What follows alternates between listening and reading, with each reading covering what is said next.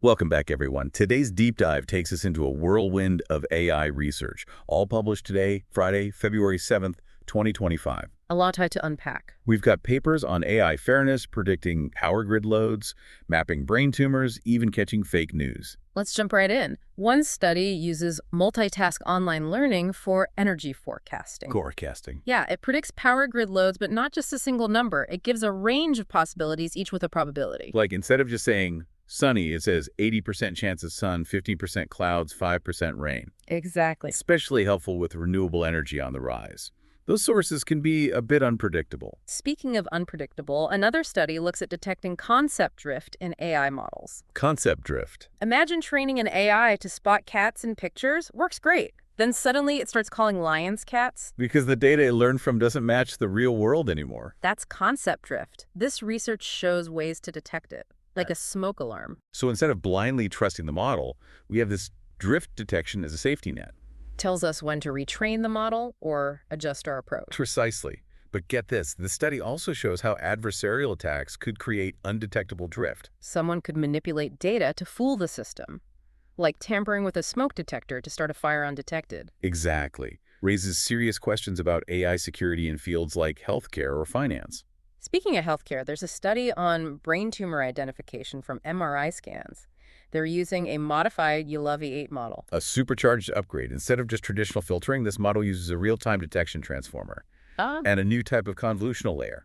More efficient, so it's better at spotting tumors with fewer false positives. And the results are amazing. A mean average precision of 0.91, highly accurate, could really change how we diagnose and treat brain cancer. There's another exciting medical study using conditional diffusion models for classifying medical images. The models used for AI art. Yep. But surprisingly, these models inherently provide explainability and uncertainty quantification. So it's like a doctor who not only diagnoses you, but explains the reasoning and how confident they are. Exactly. Builds trust in AI-powered tools, which could lead to faster adoption in hospitals and clinics. Absolutely. It's incredible how AI is changing healthcare. But let's switch gears to AI fairness. One study tackles bias, not just in the algorithms, but the data itself. They use targeted learning, a statistical method to measure fairness metrics directly from the data. So we can check the data's fairness before building any algorithms. Proactive approach to building equitable AI systems. It's like building a house. You got to make sure the foundation is solid. Right? If the data is biased, the results will be too. Garbage in, garbage out. But even with good data, problems can pop up. We have another study on adversarial attacks, but this time targeting drift detection systems. Like tampering with that smoke alarm again. Researchers found ways to make subtle changes in data that fool the alarms. Leads to undetected drift and potentially big consequences. Yikes. Highlights the need for more robust AI systems. It's a constant race to stay ahead of those exploiting vulnerabilities. Let's move to a study changing the game in mapping and localization. New method for creating maps and pinpointing objects using LiDAR. Like those visual fiducial markers in computer vision, but instead of cameras, they're using lasers to build a 3D map of the environment. Cool. This approach works really well in tough environments, places with minimal overlap between scans. So this could change robotics, autonomous navigation, even augmented reality. For sure. And on the topic of navigation, another study uses object detection on motion profiles to identify lane changes and overtakes in vehicles. They capture the movement of vehicles over time in a single image, a motion profile. Okay. They trained an object detection model on these images to identify maneuvers like overtaking or lane changes. And the cool part is it doesn't need much computing power. Meaning it could be implemented right on devices in the vehicle. This could revolutionize fleet management and driver monitoring systems, improving safety and efficiency on the roads. Back to medical research now. There's a study using AI to analyze 18 FFDG PET images. A type of medical scan? Yep. They're quantifying breast cancer biomarkers. This is personalized medicine in action. They made a deep learning system that automatically segments tumor regions in PT scans, extracts key biomarkers like SUVmax, MTV, and TLG. It's like an AI assistant doing the hard work of image analysis. Freeing up doctors to focus on treatment decisions. Exactly. It's amazing how AI can help doctors make better decisions. Another study uses a modified UNet model to segment brain tumors in MRI images. This one highlights the risks of using too much synthetic data to train AI models. Even though it can help when you don't have enough real data. Right, but this study shows using too much can backfire. The model's performance on real-world data can actually get worse. A good reminder to be cautious with synthetic data and to always check its quality before using it, especially in critical applications like medical imaging. Let's move on to language models. Lots of studies here looking at improving their efficiency, detecting fake news, even understanding cultural nuances in language. One paper, focused on making vision language models more efficient, introduces sparse VLM. These models combine visual and textual information, but processing those visual tokens can be computationally expensive. Right. Sparse VLM finds and removes redundant visual tokens, makes the model faster and more efficient without sacrificing accuracy, like decluttering your desk to focus on important tasks. Makes sense. And how were the results? Impressive. They reduced processing demands and latency while maintaining accuracy. That's a big step towards making these powerful models more usable in real-world applications. Speaking of real-world applications, there's a study on a new system for fact-checking. It's called DFAME. Stands for Dynamic Evidence-Based Fact-Checking with Multimodal Experts. It's a zero-shot multimodal system. It can verify claims without being explicitly trained on those specific claims and can handle both text and image inputs. So it's like a super fact-checker that analyzes info from multiple sources and figures out if it's true. That's really interesting work. Yeah, the researchers tested it on various benchmarks, and it outperformed existing methods. Shows AI's potential to fight misinformation and promote informed public discourse. Absolutely. And on a related note, there's another study on detecting fake news, but with a multimodal approach. This one uses a model called MUSE, stands for Triple Path Enhanced Neural Architecture Search. It tackles fake news that combines text and images even when information is missing. So news with only text or only an image? Exactly. It's a more adaptable system for handling the different ways fake news shows up. And they used a neural architecture search to automatically find the best structure for this, to improve performance. Yep. Let's move to a paper exploring how LLMs interact with cultural knowledge specifically around food. They created a multilingual dataset called FLAMA to test how well LLMs understand food-related cultural facts. The results showed that LLMs tend to favor U.S.-centric food knowledge. Interesting. Highlights the need to teach LLMs about different cultures for better accuracy. It's not just about learning more facts, it's about being culturally aware and sensitive. That's a really good point. Our AI systems need to reflect the diversity of human cultures. Speaking of diversity, another study uses a tournament-style approach to document ranking with LLMs. This method, called TourRank, overcomes the limitations of traditional LLM-based ranking. It organizes documents into tournaments with multi-stage grouping and a points system. So documents compete against each other until the most relevant ones win. Exactly. This is especially useful with lots of documents, makes it easier for the LLM to compare them. And it's computationally efficient, achieving great performance without using a ton of resources. Sounds promising. Okay, last one for this section. Let's look at a study analyzing hashtag spread on social media. This research digs into how network effects and identity influence the way hashtags spread. They found that models considering both factors together, not separately, explained hashtag cascades better. So what goes viral isn't just about who you're connected to online, but also about your identity and the groups you belong to. It gives us some valuable insights into how cultural information spreads online. It really shows how online trends are shaped by a mix of social connections and individual identities. It really shows how online trends are shaped by a mix of social connections and individual identities. Now, shifting gears to a study that challenges the reliability of causal probing. It's a technique used to understand how AI models work. Like trying to peek inside the black box of AI to see how the different parts contribute to the output. Exactly. But this research suggests those methods might not be measuring what they claim to. So like using a broken measuring tool. You think you're getting accurate readings, but they're totally off. Exactly. The study introduces a framework to evaluate the reliability of these causal probing methods. Some are more reliable than others, but none are perfect. So even as AI gets more advanced, we need better tools to understand how it works. Absolutely. Another study challenges the usual way we think about reward modeling. It's a key part of training AI agents. How so? Reward models help AI agents learn tasks that align with human preferences. But this study says we shouldn't just rely on accuracy to evaluate these models. Okay. Just because a model accurately predicts preferences doesn't mean it'll create well-behaved AI agents. It's like a student who can ace a multiple-choice test but doesn't really understand the material. Exactly. This study found that even models with similar accuracy can lead to very different agent behavior. So we need better ways to evaluate these models that look beyond just simple accuracy. Makes sense. Moving on, there's a paper exploring a new way to compress Mamba, a powerful sequence model. It's rivaling the popular transformer architecture. They use a technique called quantization. It makes neural networks smaller and faster without sacrificing too much performance. Like shrinking a large file to share it easier, but you don't lose important information. Right. This study introduces MambaQuant. It tackles the challenges of quantizing the unique structure of the Mamba model. It achieved similar accuracy to the original, larger model, but with a smaller, faster footprint. That could make these powerful models usable on devices with limited resources.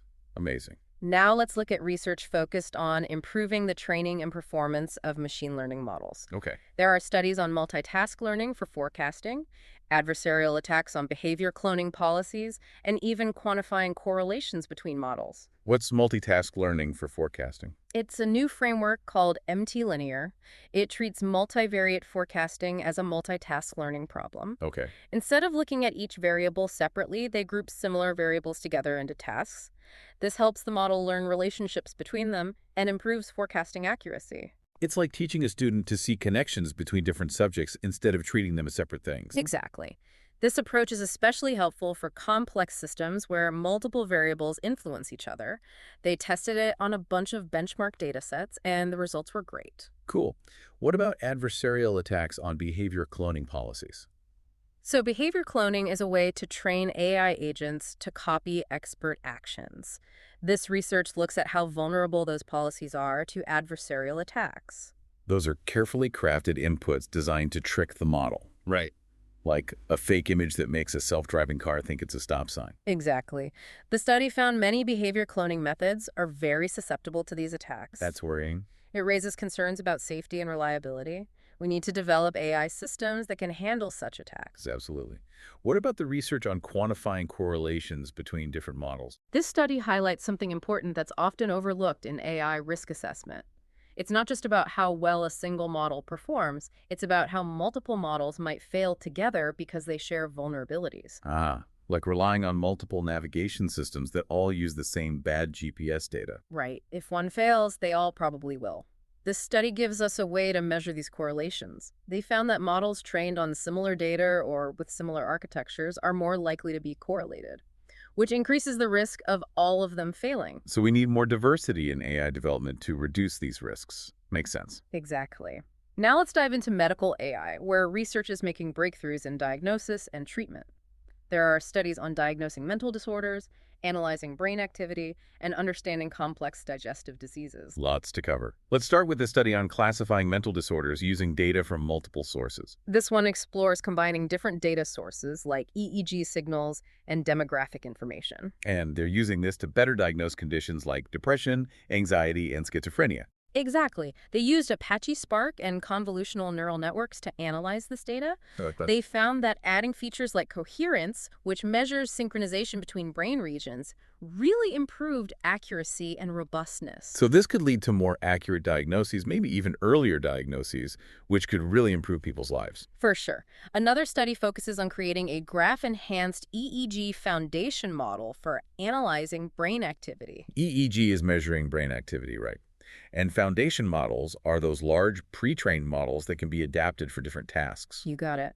This study introduces a new foundation model that includes both temporal and interchannel information. It captures the relationships between different electrodes. Like upgrading to a high-definition TV. The picture is clearer and more detailed. Precisely. They combined graph neural networks, which are good at modeling relationships, with a masked autoencoder for pre-training. Their model did great on various tasks, showing this approach is really powerful for understanding brain activity. This could be used to diagnose neurological disorders or even understand how we learn and process information. Definitely. Now let's look at a study that uses AI to understand eosinophilic esophagitis. It's a chronic inflammatory disease of the esophagus. Diagnosing this often involves invasive procedures. This study explores how AI can analyze endoscopic images, which could reduce the need for biopsies. That would make the diagnosis process a lot easier for patients. Right. They used a data-efficient image transformer model and got promising results classifying different disease phenotypes. Yeah. They even augmented their training data with images from online sources. Interesting. So they use publicly available data to improve the medical AI model. That's pretty resourceful. Yeah, it shows the potential of using this kind of data to improve medical AI models. Next up, a study about microgestures and their importance in artificial emotional intelligence. What are microgestures? Those subtle, involuntary movements that reveal our emotional state. This research looks at how AI can be trained to understand these cues. So like teaching AI to read between the lines of human body language. Imagine a virtual assistant that can sense if you're frustrated or excited and respond appropriately. That's the idea. They developed a new approach that combines data augmentation, spatiotemporal fusion, and even large language models to achieve state-of-the-art performance in recognizing microgestures. Wow. This could change human-computer interaction, making it more natural and empathetic. Absolutely. Moving on, let's take a look at a study focused on optimizing image quality in 7T MRI. That's a powerful imaging technique, right, with higher resolution. Yeah. But it comes with challenges. Exactly. 7T MRI often has trouble ensuring uniform signal intensity across the image. This study uses deep learning to address this by optimizing the radio frequency shimming process. Like fine-tuning the settings on a camera to get the sharpest image. Precisely. Their approach significantly improved both speed and accuracy compared to traditional methods. That's a big improvement. It shows the potential of AI to make medical imaging technology even better, leading to earlier and more accurate diagnoses and hopefully better patient outcomes. Let's shift gears now and explore robotics and AI. Research is helping machines interact with the physical world in amazing ways. Definitely. There are studies showcasing cutting-edge advancements in relocalization, dexterous manipulation, and even improvements in reinforcement learning. Let's start with SLVR. It's a new system for LiDAR visual relocalization. What does that mean? It helps robots or autonomous systems figure out their position in a known environment, like giving a robot an internal GPS that works even when landmarks change or visibility is poor. Cool. So it can navigate even in tough conditions. Right. SLVR combines LiDAR and visual information to achieve robust and accurate localization. They tested it on real-world data sets and got great results, especially in registration accuracy over long distances. So this could change how robots operate in dynamic environments, from warehouses to search and rescue missions. Definitely. Another study introduces Dexterity Gen. It's a foundational controller that aims to give robots human-like dexterity in handling objects. Dexterity is about fine-grained control and coordination, right? Something robots have traditionally struggled with. Exactly. This research combines reinforcement learning to pre-train a large set of dexterous motion primitives with human teleoperation for real-time guidance. So it's like giving a robot the basic building blocks of movement and then letting a human guide it to perform complex actions. A cool combination of human and machine capabilities. Yeah. They've demonstrated robots doing things like in-hand rotation of objects using tools like pens and screwdrivers, and even holding objects more stably. That's impressive. What about human-robot collaboration? Are there any studies on that? Yes, there's a study on mimic touch, which uses human tactile demonstrations for contact-rich manipulation tasks. What are those? Tasks that need a lot of physical interaction with objects, like inserting parts or assembling components. This study focuses on learning from human demonstrations where the human interacts directly with objects. So teaching a robot to learn by, feel just like we do. How do they capture and transfer that human touch to the robot? They developed a system to collect multimodal tactile data from humans and used it to train a framework based on imitation learning. Then they combined this with an online residual RL framework to adapt the policy to the robot's body, effectively bridging the gap between human and robot capabilities. That's really cool. Yeah. Now let's talk about reinforcement learning, or RL. Are there any studies looking at how to make it more robust and useful in real-world situations? Yes, there are a couple of studies that explore ways to address this. One study looks at Lipschitz-bounded policy networks for robust reinforcement learning. Can you explain that a bit more? What are Lipschitz-bounded policy networks and how do they improve robustness? Lipschitz continuity is a mathematical property that limits how fast a function can change. By using this constraint in the policy network, the researchers made the RL agents less sensitive to disturbances, noise, and even adversarial attacks. So it helps the AI stay focused, even when things get a little chaotic. Right. They found this approach really improves robustness without hurting performance on the original task. That's great. Are there any other studies on RL? Yeah, another one looks at RLPP. It's a residual method for zero-shot real-world autonomous racing. What's that? Autonomous racing requires split-second decisions and precise control. RLPP combines a traditional pure pursuit controller with an RL-based residual component. So it uses the strengths of both approaches. Like giving a race car driver an AI co-pilot to help them get better times. Exactly.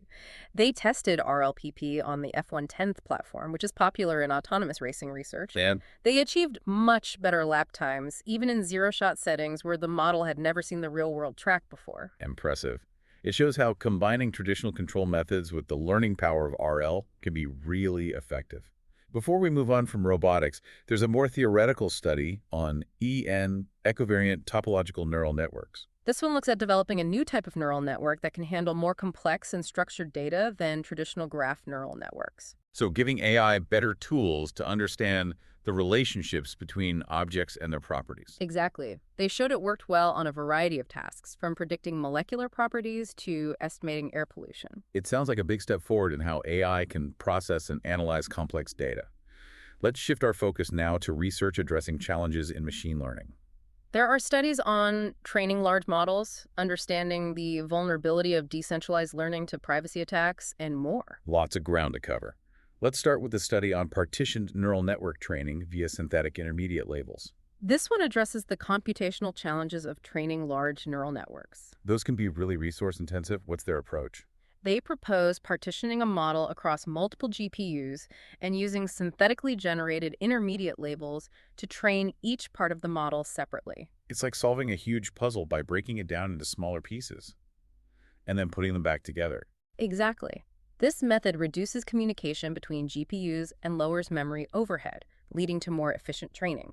They tested it on a 6-layer neural network, and it achieved similar accuracy to traditional training, but used way less computation. That's a significant improvement. Now, what about the study that examines the vulnerability of decentralized learning to membership inference attacks? So decentralized learning lets multiple parties work together to train a model without sharing their raw data. This research shows there's a potential privacy risk there. Right, membership inference attacks are about figuring out if specific data was used to train a model, like finding out if your medical records were used to train a diagnostic AI, even though the hospital says they never shared your data. That's a scary thought. How do these attacks work, and how vulnerable are these systems? Even though data isn't shared directly, there might be subtle traces that an attacker could use. This research looked at different decentralized learning systems and found that vulnerability really depends on the way they communicate and aggregate data. So understanding the weaknesses in the system is key to building better defenses. Exactly. This research provides valuable insights for designing more privacy-preserving decentralized learning systems. Now, let's move on to split quant, a new technique for quantizing neural networks. We talked about this earlier as a way to compress models. Right, like shrinking a file. What's special about split quant? It addresses the challenge of quantizing models that have outliers. Those are values that are far outside the typical range. Okay. Instead of just getting rid of these outliers, which can make you lose important information, split quant divides each layer into 3 sublayers and applies different scaling factors to each. So it's customized to handle those unique outliers. Yes. They showed how effective split quant is on several BERT-tiny models. It significantly improved the accuracy of low-bit quantization. That's another step toward making powerful AI models more accessible and efficient. What about privacy token? Privacy token is a method for proactively finding privacy risks during training. It's designed to prevent sensitive information from leaking during the training process. So it's like a privacy watchdog that monitors the training process for any signs of information leakage. Exactly. They used mutual information to measure this leakage, which gives a continuous assessment of privacy risks during training. Sounds like a really valuable tool for creating privacy-preserving machine learning systems. What about robust reward alignment via hypothesis space batch cutting? This paper focuses on reward alignment, which is about teaching AI agents to learn reward functions that match human preferences. But the study shows there's a challenge there.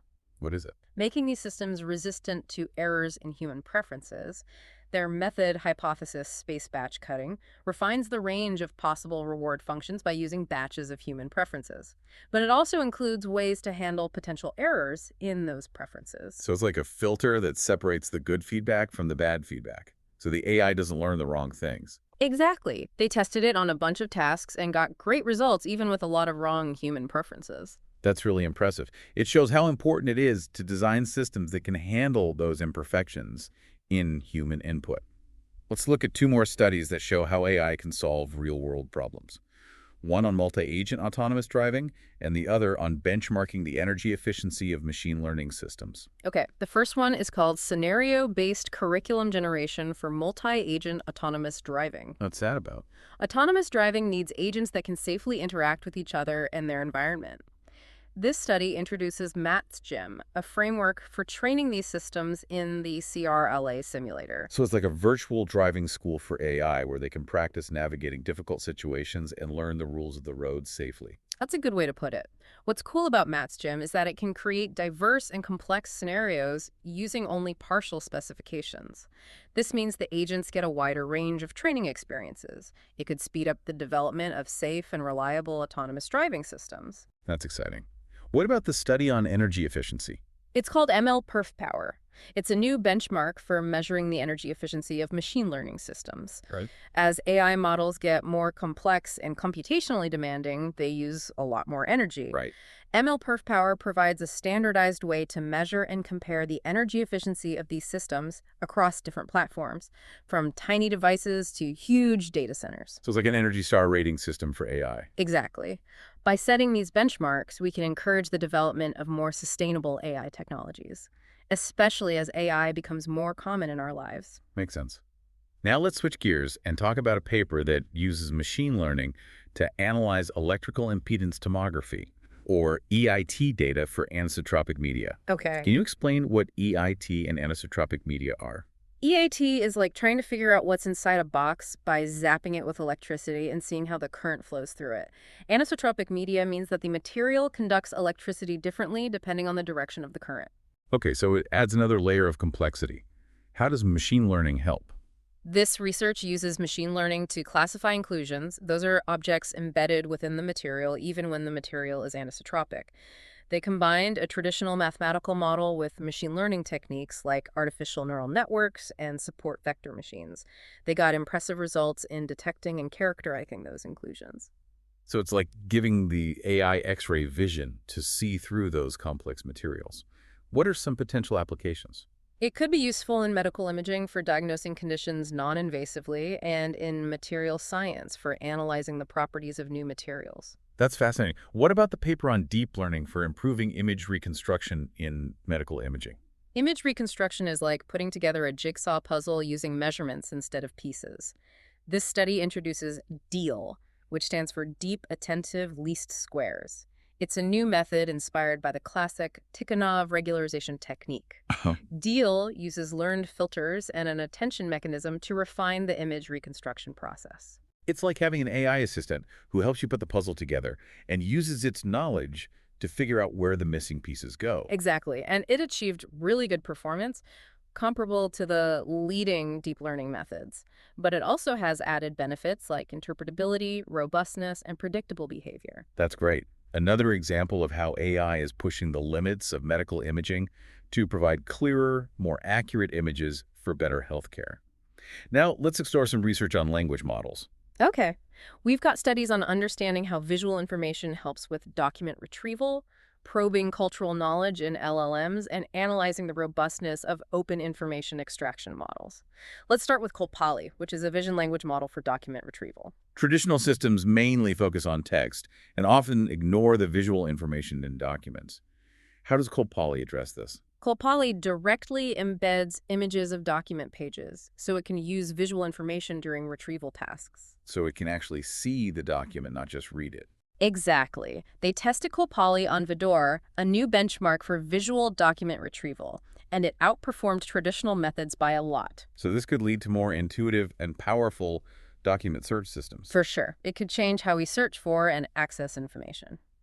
Let's move on to a study on the robustness of open information extraction models. What's open information extraction? It's about extracting structured information from text without needing predefined templates. Okay. This study focuses on how well these models handle distributional shifts.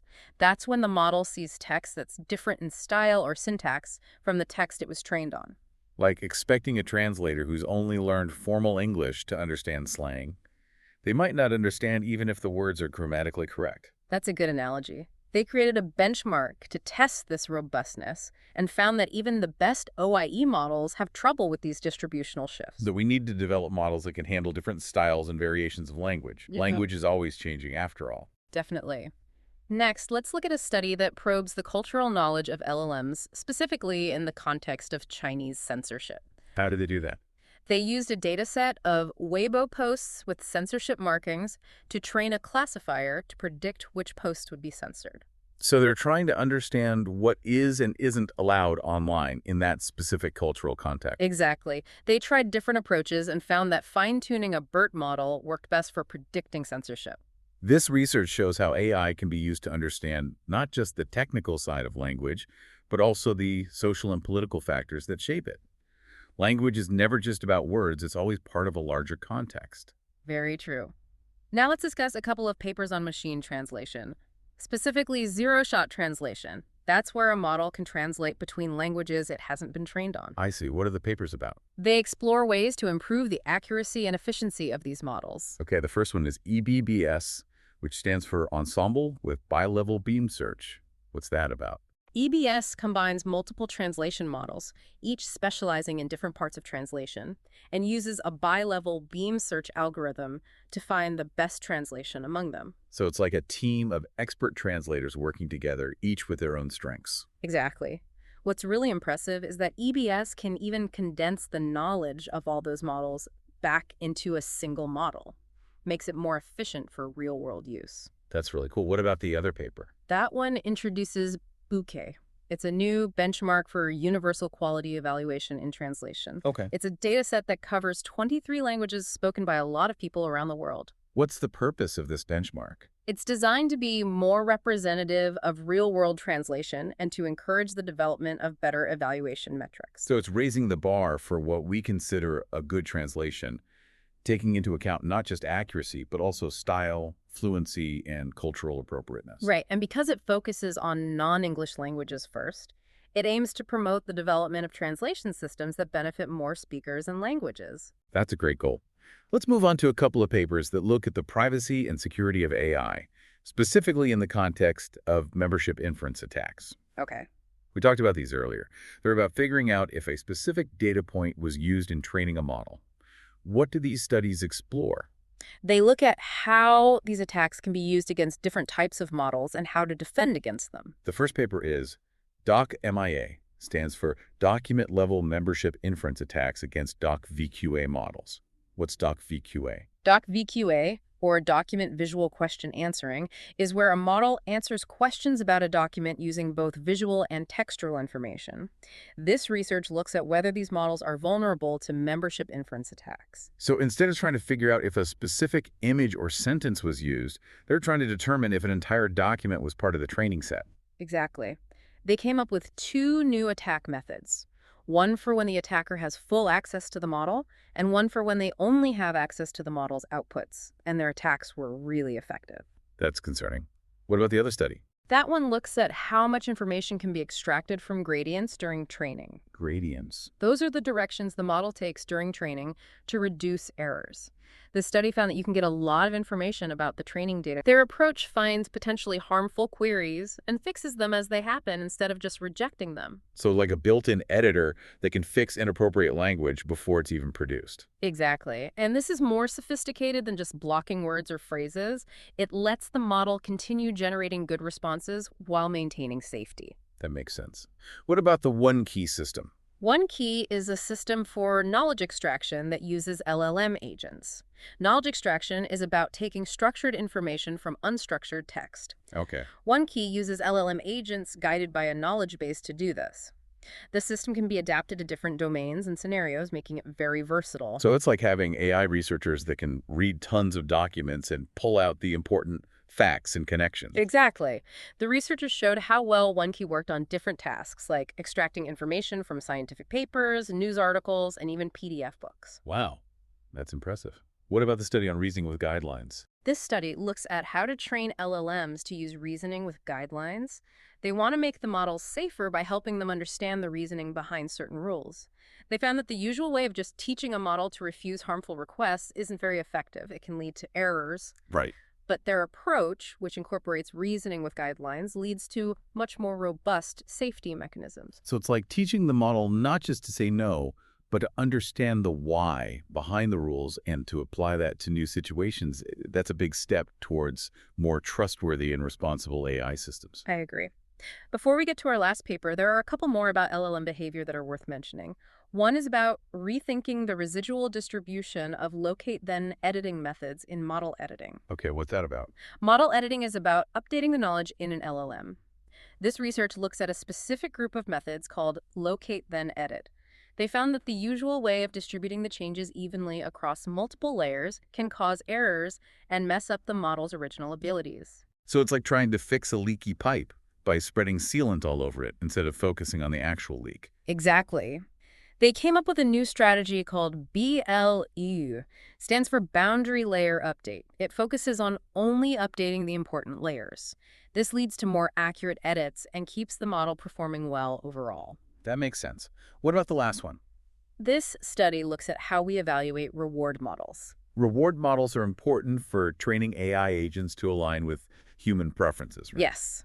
But this research suggests that just looking at accuracy can be misleading. It might not tell you how well the agents trained on those reward models will actually perform. So judging a chef based on how well they can describe a dish instead of how well they can cook it. Exactly. They argue that we need better evaluation methods, ones that look at how the reward model affects the behavior of the agents trained on it. Makes sense. Okay, let's get to our final paper. This one is about using LLMs to understand how information spreads on social media. This research introduces a new method called 2-rank. It's a tournament-style approach to using LLMs for ranking documents. Okay. It addresses some of the limitations of traditional methods, like input length limits and inconsistent ranking. How does it work? It organizes documents into tournament-style groups. This allows for more efficient and robust ranking, even with a huge number of documents. So it's like using a sports competition to help the LLM make sense of lots of information. That's a good way to put it. They tested 2-rank on several data sets and got state-of-the-art performance while also being computationally efficient. That's really cool. This research shows how versatile LLMs are. Definitely. It's a good reminder that AI isn't just about fancy algorithms. It's about using those algorithms to solve real problems. Absolutely. Yeah. Okay, let's move on to a paper that compares the performance of different hardware for machine learning. Specifically, FPGAs versus GPUs. Okay. FPGAs and GPUs are both specialized hardware platforms for making computation faster, right? Right. This study compares how well they perform on a specific task. Track reconstruction at the Large Hadron Collider. So like a race between two supercomputers to see which one can analyze those particle collisions faster. Exactly. They used a graph neural network for track reconstruction and found that FPGAs can be just as fast as GPUs, but they use much less power. So that's something important to consider as well. Not just the efficiency of the algorithms, but also the hardware they run on. Definitely. It's exciting to see how new hardware is opening up new possibilities for AI, especially in fields like physics where there's so much data to process. Okay, before we wrap up, there's one more study I want to mention. It's about using machine learning to analyze food pairing in recipes. Sounds delicious. It's computational gastronomy. This study uses a graph neural network to analyze a huge data set of recipes from different cultures. They wanted to understand why certain flavors work well together. Ah, the science of food pairing. Exactly. They found some really interesting patterns revealing how flavor profiles interact. So like an AI sommelier that can suggest the perfect wine pairing, but for every ingredient in every dish. That's a great analogy. This research could help chefs create new dishes and inspire food companies to develop new products. It could even give us insights into cultural preferences and traditions around food. Absolutely. AI is really impacting every part of our lives. From what we eat to how we interact with the world, it's been an amazing journey exploring these breakthroughs in AI research. We've seen how it's solving complex problems, improving healthcare, enhancing our understanding of the brain, and even teaching robots to learn by feel. And we talked about the importance of addressing the ethical challenges of AI, ensuring fairness, privacy, and security as these technologies become more powerful. One thing is clear. AI is evolving rapidly. Its impact will only continue to grow. We all need to stay informed, have these important conversations, and shape the future of AI in a way that benefits everyone. Thank you for joining us in this deep dive. Until next time, keep exploring and keep learning.